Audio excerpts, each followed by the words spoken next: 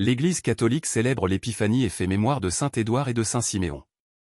L'Épiphanie. En ce jour, nous célébrons l'Épiphanie de notre Seigneur, Dieu et Sauveur Jésus-Christ, lorsqu'il se fit connaître aux mages venus de l'Orient. C'est l'adoration de ces mages qui constitue, en Occident, l'objet principal de cette fête. La liturgie de l'Église latine, là où ce jour n'est pas férié, reporte la célébration de cette fête au dimanche le plus proche, afin que le plus grand nombre des fidèles puissent la commémorer dignement. Saint Édouard. Avec le roi Édouard III, surnommé le Confesseur, nous rejoignons l'Angleterre du XIe siècle. Il fut le dernier souverain anglo-saxon avant la bataille de Hastings, qui donna la victoire à Guillaume le Conquérant. Édouard III était un homme juste et pieux, qui avait horreur du sang versé et se tourmentait du sort des pauvres. Sans doute était-il peu fait pour régner, il avait constitué un recueil, resté célèbre sous l'appellation de Loi d'Édouard le Confesseur. Il y avait rassemblé les meilleures lois et coutumes des comtés d'Angleterre. Guillaume le Conquérant, après sa victoire, promit d'ailleurs à la noblesse d'en tenir compte. C'est aussi le roi Édouard III qui construisit la première abbaye de Westminster. À sa suite, de nombreux monarques et personnalités illustres ont voulu y avoir leur tombeau. Le roi Édouard III termina sa vie à Londres le 5 janvier 1066. Édouard est un prénom d'origine germanique qui signifie richesse, aide, et garder, ou ardent. Saint Siméon. Petit berger de Cilicie, Siméon entend l'appel du Christ dans les béatitudes de l'Évangile, il décide d'être ermite. Reclus au fond d'un puits, Siméon s'enchaîne ensuite sur une montagne, rien n'arrête sa passion de pénitence et de solitude pour l'unique. Pour échapper à ses admirateurs importuns, il s'établit au sommet d'une colonne, stulo, en grec, le stylite, sans abri, plongé dans la prière. Cet acrobate de Dieu y passera sera 40 ans. On lui montait par une échelle sa nourriture frugale. De son étroit belvédère, à 20 mètres de hauteur, Siméon conversait cordialement avec ceux qui venaient implorer ses conseils et ses prières, y compris l'empereur de Byzance. Il eut une grande influence sur le concile de Chalcédoine.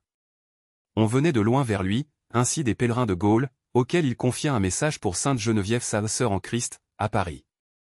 Saint Daniel, fêté le 11 décembre, sera son fervent disciple, stylite lui aussi, près de Constantinople. L'orthodoxie célèbre aussi le 27 juillet Saint Siméon le Fou, qui vécut au VIe siècle à Jérusalem. Saint Édouard, Saint Siméon, priez pour nous. Évangile. Nous sommes venus d'Orient adorer le roi. Alléluia. Alléluia. Nous avons vu son étoile à l'Orient. Et nous sommes venus adorer le Seigneur. Alléluia. Évangile de Jésus-Christ selon saint Matthieu. Jésus était né à Bethléem en Judée. Au temps du roi Hérode le Grand. Or, voici que des mages venus d'Orient arrivèrent à Jérusalem. Et demandèrent: Où est le roi des Juifs qui vient de naître? Nous avons vu son étoile à l'Orient. Et nous sommes venus nous prosterner devant lui. En apprenant cela, le roi Hérode fut bouleversé. Et tout Jérusalem avec lui. Il réunit tous les grands prêtres et les scribes du peuple, pour leur demander où devait naître le Christ. Ils lui répondirent: À Bethléem en Judée. Car voici ce qui est écrit par le prophète. Et toi, Bethléem, terre de Juda, tu n'es certes pas le dernier parmi les chefs-lieux de Juda. Car de toi sortira un chef, qui sera le berger de mon peuple Israël. Alors Hérode convoqua les mages en secret, pour leur faire préciser à quelle date l'étoile était apparue. Puis il les envoya à Bethléem, en leur disant: Allez vous renseigner avec précision sur l'enfant. Et quand vous l'aurez trouvé, venez me l'annoncer. Pour que j'aille, moi aussi, me prosterner devant lui. Après avoir entendu le roi, ils partirent. Et voici que l'étoile qu'ils avaient vue à l'Orient les précédait, jusqu'à ce qu'elle vienne s'arrêter au-dessus de l'endroit où se trouvait l'enfant. Quand ils virent l'étoile, ils se réjouirent d'une très grande joie. Ils entrèrent dans la maison. Ils virent l'enfant avec Marie sa mère.